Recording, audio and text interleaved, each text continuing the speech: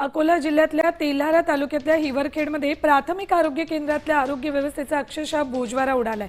या आरोग्य केंद्राला सरकारनं आयुष्यमान आरोग्य मंदिराचा दर्जा दिलाय।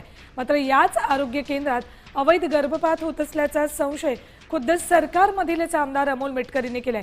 इतकंच नाही तर अमोल मेटकरींनी स्वतः या आरोग्य केंद्राचं स्टिंग ऑपरेशन केलंय।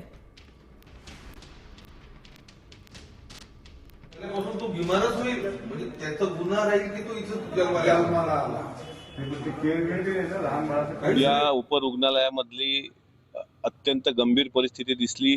ज्या ठिकाणी प्रसूतीगृह आहे, जिथं रुग्णांवर उपचार केले जातात, नवीन प्रसूत्या होतात, त्याच्या बाजूला असलेल्या ऑपरेशन थिएटरमध्ये जे क्लॉट पडलेले आहेत रक्ताचे, त्यामध्ये अवैध गर्भपात तर इथं चालत नाही ना, असा संशय मला स्वतःला यायला लागलेला आहे। इतक्या मोठ्या प्रमाणात अस्वच्छता मला असं वाटते इतरत्र कुठं दिसणार नाही।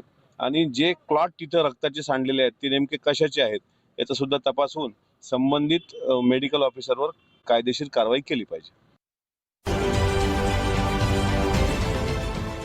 देश विदेशातील प्रत्येक घडामोडींचे लाईव्ह अपडेट मिळवण्यासाठी आता साम टीव्हीच्या सर्व सोशल मीडिया प्लॅटफॉर्मला लाईक, फॉलो आणि सबस्क्राईब करा। तसंच सर्व नोटिफिकेशनसाठी बेल आयकॉन प्रेस करायला विसरू नका।